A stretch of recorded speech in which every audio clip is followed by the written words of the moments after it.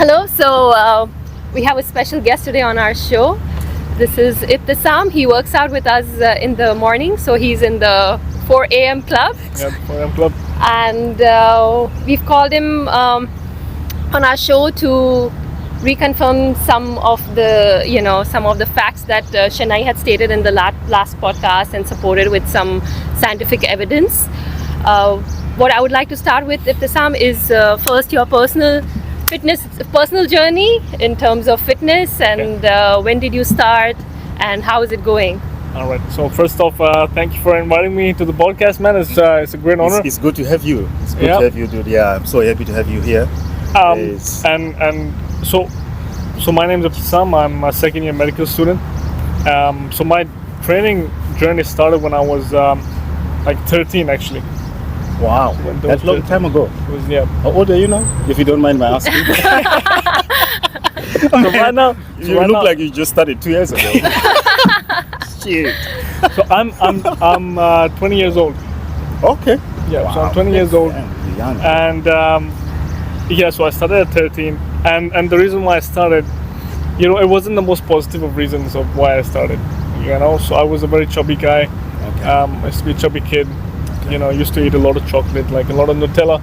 That was my sort of go-to meal. It was like a Nutella sandwich. But then, But unfortunately, the reason why I started training was actually because I got bullied actually as a child.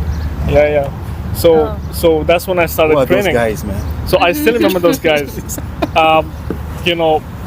So I was picked on and stuff like that. And that's when I decided to, actually go to the gym. And so where did you start from? Where did you go to the gym, or you started from some at home? How did you start doing this? I started in the building gym, like in the apartment gym. So I just did cardio. I just did a lot of cardio. So I ended up losing a lot of weight. Okay. The thing is, I lost a lot of weight. I became very skinny. And then I was picked on for being skinny. Right? So it's like constantly I was battling this sort of, you get bullied for being chubby, now you get bullied for being skinny. Yeah, people are never happy with what you are. Absolutely. And I still remember those guys.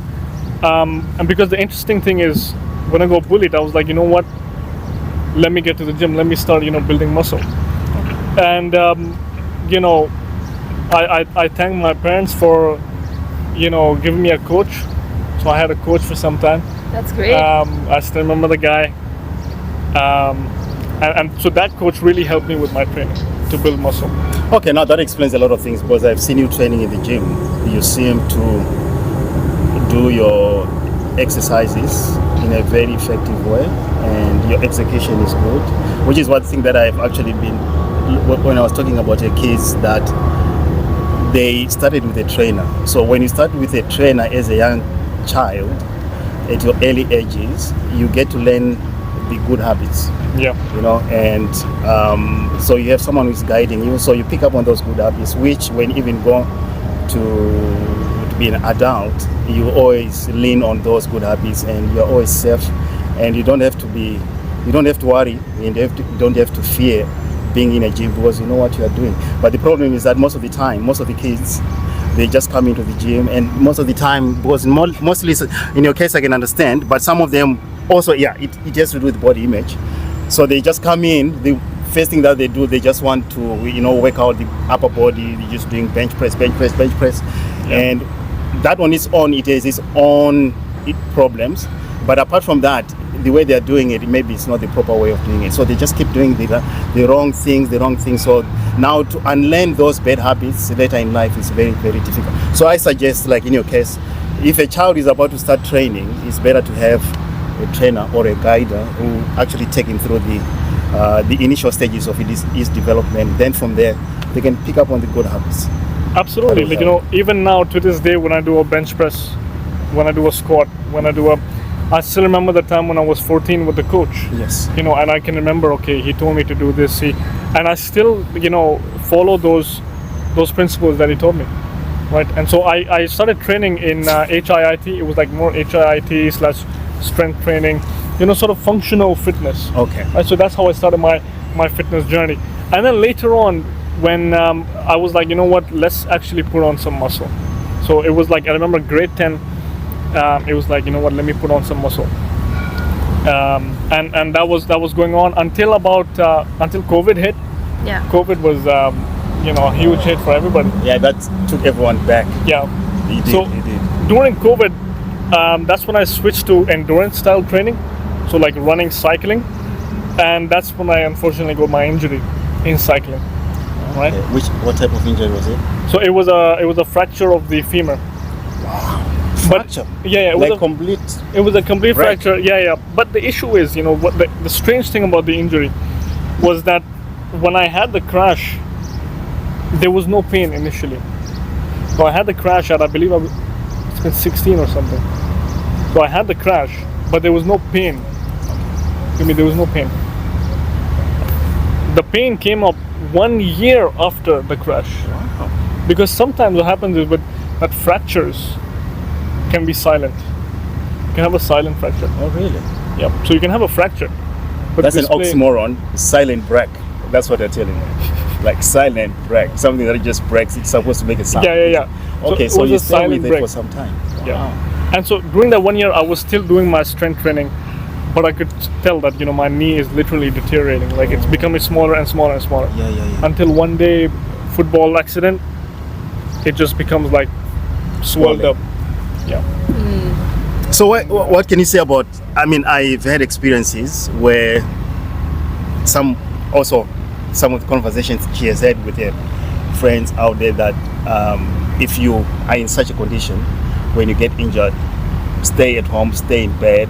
Yeah. I don't know how you're going to recover from that, but most of the doctors suggest that you don't do anything. Allow your knee to recover, and don't go to the gym. Stay away from weights.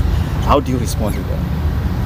So in my own personal journey, I have actually met like 2 doctors Yes. for checkers, and they told me like you should stop strength training. Okay. you know. Completely, Yeah. for life. So one of the guys, I had a bit of a back problem, but that was because I was sitting down too much. School, like I'm sitting down too much, and he told me you should actually stop training for a year. How does Okay. that work? That's the thing. I'm not sure how that works.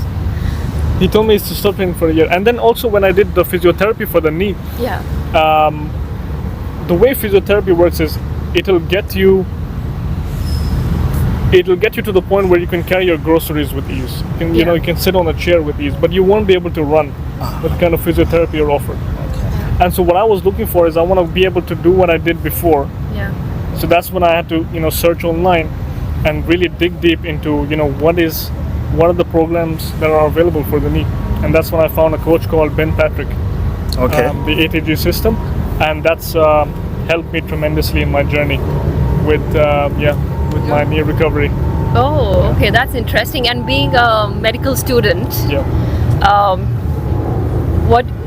what is your opinion on what Chennai mentioned in our last podcast in terms of training in the morning, All right. and all the hormonal release that happens in our body, the neurotransmitters, and the release of dopamine, serotonin.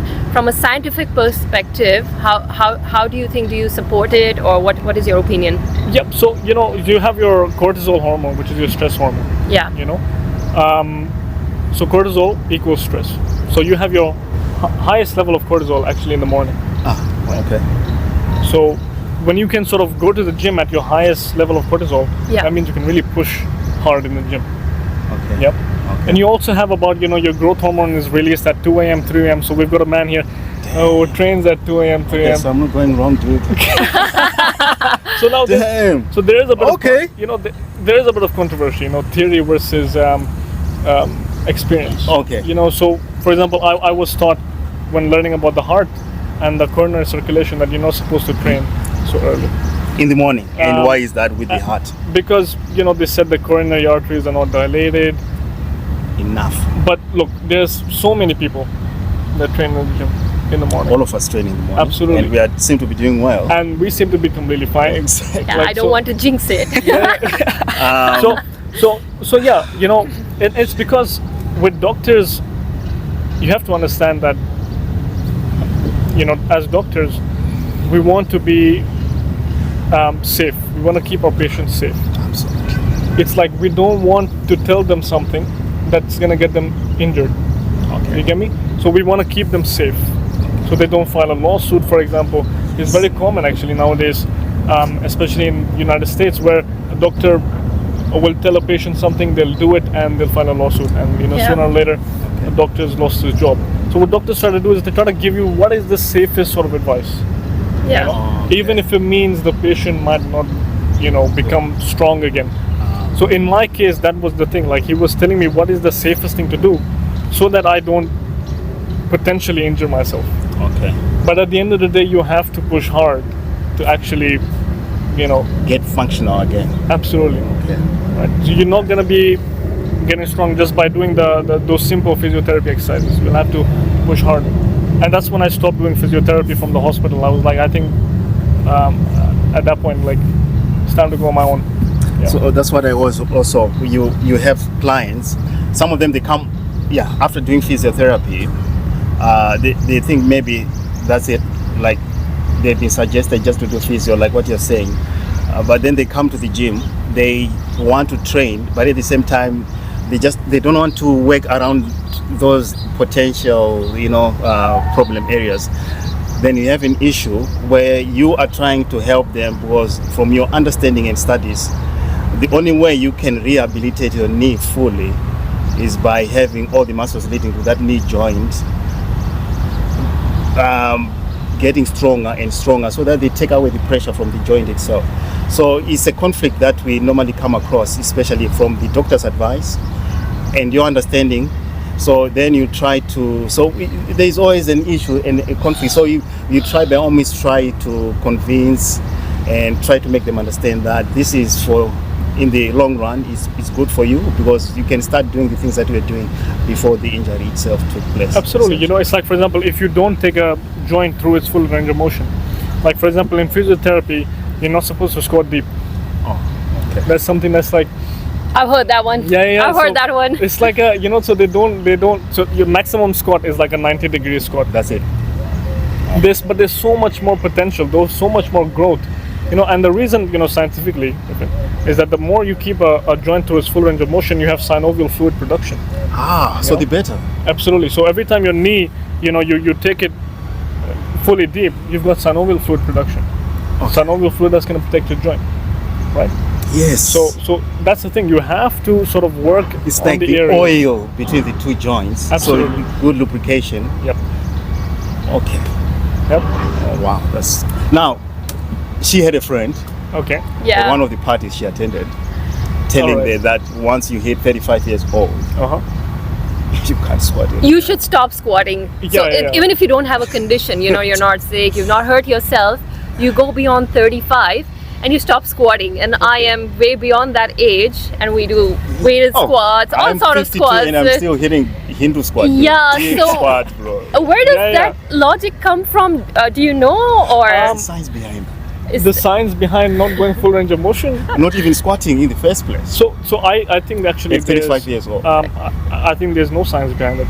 okay? I think Thank it's just Thank you. I think there's just, as I said, the prevention of the lawsuits, the prevention of, they want to be safe, right? Yeah. So that's why doctors will tell people, actually don't do it altogether.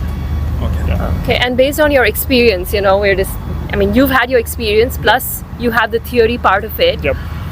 What are your comments on generally in terms of the healthcare system and the kind of advice that we receive from an expert? Like, me and my husband, we prefer not going to the hospital or a clinic and kind of find our own ways, because we believe that our bodies have a way of coping, and there is knowledge out there. We try to kind of self-heal, at least the basic stuff. But generally, being sort of in the field, what are your comments with how the healthcare system is nowadays? So before going into med school, Yeah. I already had a bit of background on health and fitness, right? So I was thinking when I would go into medicine, I would expand on that. I thought they'd be teaching me, what is it like to be healthy, But I was very surprised actually that the medical field deals with drugs and diseases. That's our two major things: drugs and diseases. Mm-hmm. Right. So medicine doesn't really deal with prevention. it's very, very little bit of information that we're taught on exercise and diet. Actually, even though those two things They're crucial. are absolutely crucial, Absolutely. you know, to prevent disease. So we've not got a lot of prevention, because at the end of the day, that doesn't make us a lot of money, does it? Right? We need to treat people who have broken bones, people who have diseases, and drugs. If we prevent it, I'm going to lose my job. But again, I don't mind losing my job because people are getting healthier. Right? Okay. If you think about it long term, we can help the healthcare system by preventing disease. Absolutely. Right? Yes. For example, if people stop smoking, the amount of lung cancer, that's going to drastically reduce, right? And that's going to put less burden on the healthcare system. And so it's all about prevention.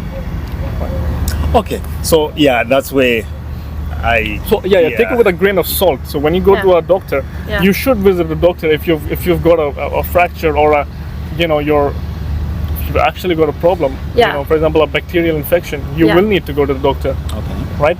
Yes. But when it comes to things like diet and nutrition, take it with a grain of salt. Okay. Okay. They're just also trying to cover their backs as such, Yep. and try not to have law cases against them, lawsuits against Absolutely. them. I get it. So next time I will be very mindful.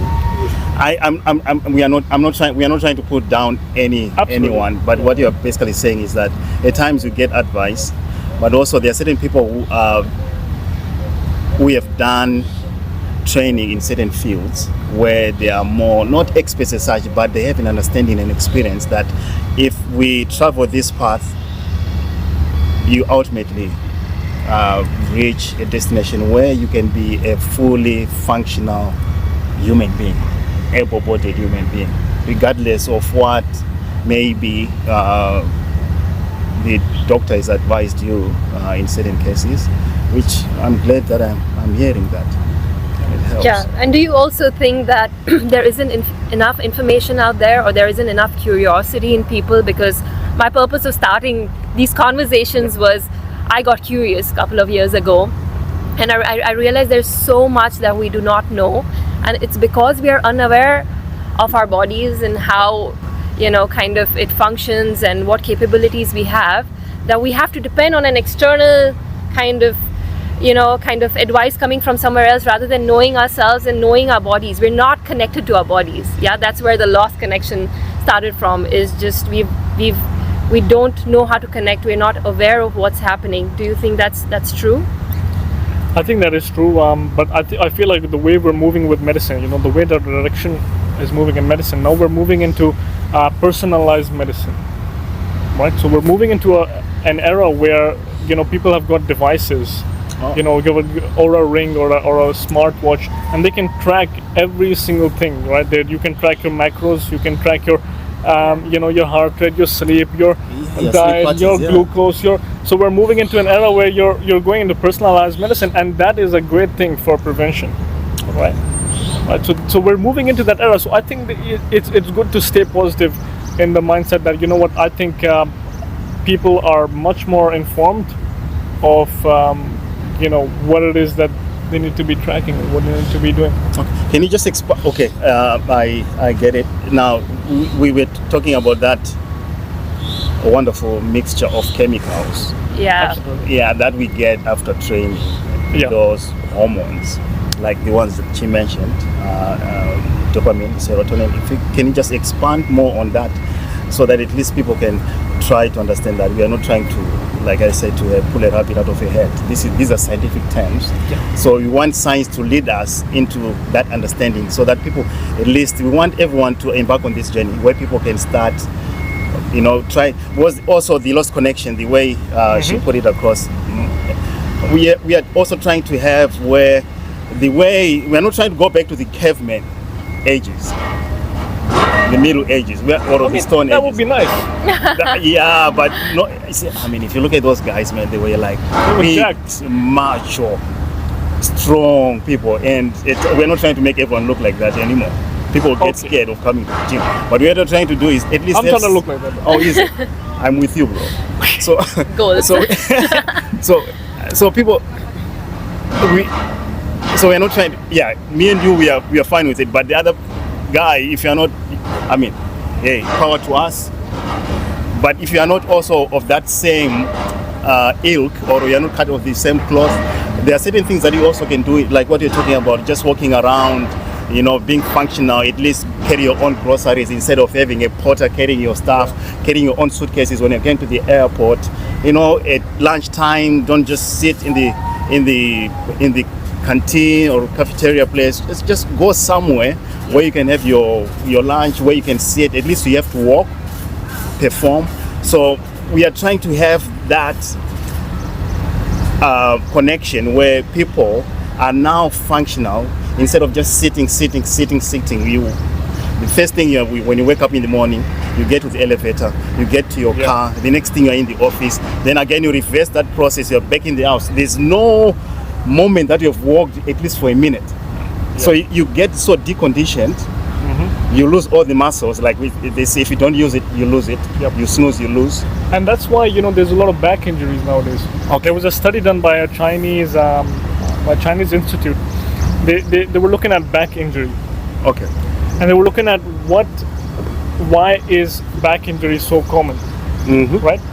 And so they said that those people who don't use their back in an office, you're always in this position, they are much more likely to get a back injury than someone who's doing jiu-jitsu or someone who's doing like a martial arts or all these movements where you have to move your back. Absolutely. So a lot of people are afraid of moving their back. They're like, okay, I need to be, when you see them do a row, for example, they're very upright. Exactly. Actually, you should be able to move. So that's why Jefferson curl, for example, it's like touching your toes with a bit of weight. Right? That's Jefferson curl. And also I've seen you doing knees over toes, which also when initially we were told not to do that. But also that's science is evolving. It's an evolving subject. So it's now safe for people to do such things. Absolutely. It takes time for every few years the fitness industry changes. So I've been doing this since I was 13. So initially it was like you should go low fat, high carb, high protein. Now it's sort of shifted to low carb, high fat. So it's like constantly so it's constantly evolving. So just like that, exercise also evolves. And I want to touch upon the hormones. Yes. Because Chennai seems very excited about it. Man, that gets me high in the morning, dude. So let's talk about it. So there's 4 molecules that I want to talk about. And so 3 of them are for the body. You sort of feel good, and the 4th one is really good for your brain. And because one of the interesting things about exercise is that it also helps you in your learning and your memory. Right? Wow. So the first thing we're going to talk about is endorphins. Endorphins are released by a part of your brain called the hypothalamus, or pituitary gland. So they do things, they do sort of mood regulation, pain perception. That's the part of the brain that deals with this kind of stuff. Mood elevation, pain perception. So it's very interesting that pain and pleasure are in the same parts of the brain. Same parts of the brain. Same part of the brain that deals with pain is also the same part that deals with pleasure. So you can choose yourself either to feel pain or to feel pleasure. Absolutely. By the way you do things. Absolutely. Wow, interesting. Right? That's interesting. So for example, and so what these endorphins do, they're released from the brain, and so they bind to this thing called opioid receptors, mu opioid receptors, and they inhibit the neurotransmitter release. So what are neurotransmitters? There's just some molecules. In neurons, you've got some molecules, like chemicals. And so what happens is when you bind to these receptors, it's like, imagine you're putting a cap on a bottle. Right? So that's endorphins just put a cap on the bottle, and that water is just sort of building up there. So that water is the neurotransmitters. And those when that water gets too much, it's like you feel good. You get me? So and it's the same. It's the same mechanism as as drugs, for example. It's the same mechanism.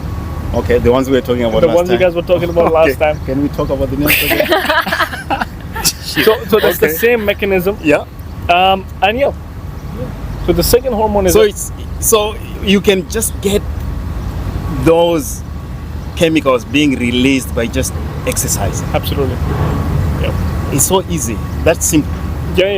So say for example you feel very sluggish at like 4 p.m. and you're like, you're looking at a chocolate bar and you want that high. You want that high from a chocolate bar. Yeah.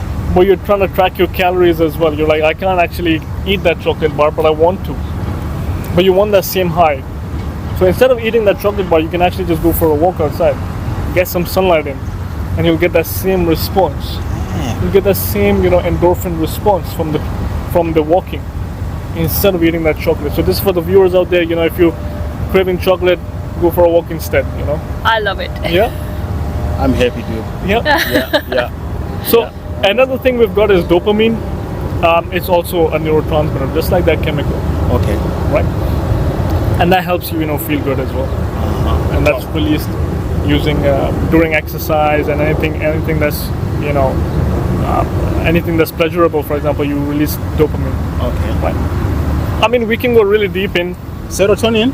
So yeah, serotonin is the next one. So serotonin, very important for mood regulation as well, and also appetite. Oh, that's the one that suppresses appetite. So appetite control. Appetite When you've control. when you've got too much serotonin, you actually feel hungry. Oh, you do? Yeah. Okay. So what stops you from eating a lot when you're done training? You don't feel like eating?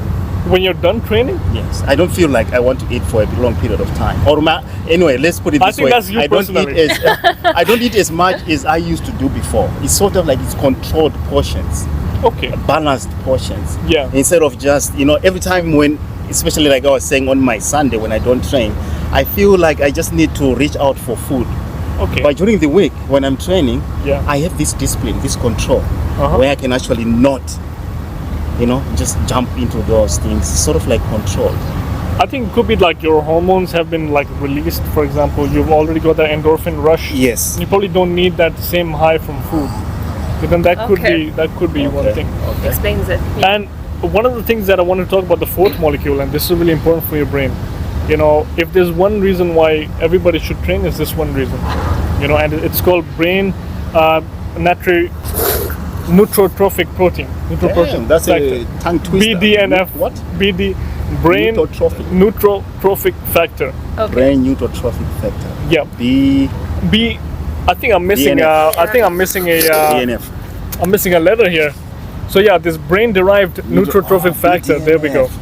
Yeah. So this is really important for your neurons, for the growth of your neurons Oh, So in those your- transmitters. in your brain. These. Okay. So in your brain, you've got a lot of neurons, Like Yeah. your electrical electrical lines. And so these neurons are very important for like thinking and memory. So when you've got a lot more of this factor, it's been shown to help with memory, help with learning.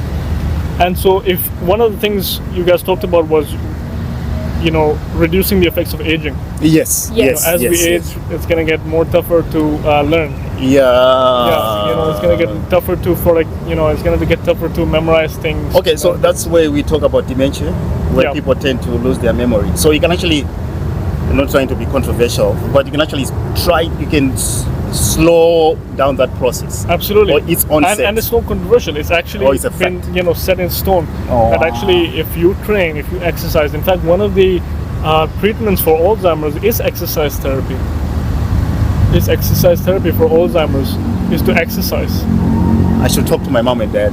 Yeah, I think people out there need to know this. Even I didn't know Exactly. it, and it's just so kind of relieving to know this, that we are on the right track. We are doing the right things. That's great. I mean, it doesn't have to be intense exercise. Yeah. It doesn't have to be like HIIT. But just like exercise, even a little bit. yeah, Yeah, movement. Movement, that's gonna that's help. it. Yeah, I think Shana, you said it last time that you can take the stairs, you can walk. There's so many options. Like I usually order my groceries online, and so just I'm Now you saying should that. start going to Carrefour and buy yourself. I mean, just because I work out in the morning, I go like, okay, I can order my groceries Exactly. online.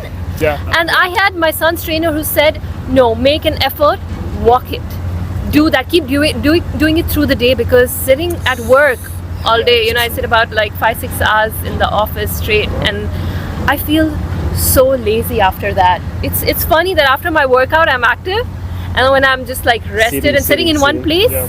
I feel tired. I feel like I want to sleep. And actually in Dubai there are so many these skyscrapers, tall buildings, where there are two options: either use the elevator or you just use the staircase. People should just learn, should just learn to I mean, go Yeah. up so you're the telling me if you staircase. visited Burj Khalifa, you'd take the stairs. Me, I would do that. He's an exception. I would do He's that, an bro. exception. Actually, that would be an honor. If Yeah. anyone is listening, yeah, That would I be would an like honor. to go to Burj Khalifa. Just use the And staircase. dude, 841 meters, somewhere there. I would love that, bro. Actually, you know what? There's what they call the vertical marathon. Yes. They had it in Emirates Towers, I think, a couple of years ago. Really? There was a vertical marathon. I didn't participate. I thought that was Okay. So instead crazy. of just running horizontal, yeah. Okay. you go up running. doable. how 42 kilometers? Yes. No, I that's know. just the staircase. Instead of it's a marathon by the term of it, that's long enduring, but you're just using the staircase. It's Okay. going all the way to the top of that building. Yeah, it's Emirates Towers. Emirates It was Towers. Emirates Towers. That's- I sounds pretty remember. fun, actually. Yeah. It is. It is. So there's a lot to do out there if people really put their mind to it Yeah, and yeah, get yeah. fitter. Yeah. So, anyways, I'm glad we had this conversation. Thank you for coming in and giving in your views, stating facts. I think we should have more of these conversations Absolutely. to back the information that Shanai puts out there. It would be nice to have you over again. It will the be next nice time to when have we you. have Thank you anything guys that for needs inviting to me. be Like, Thank you so much. done. Thank you, Shanai. Thank you. you. Right. Yeah. Yeah. It's all right. Okay.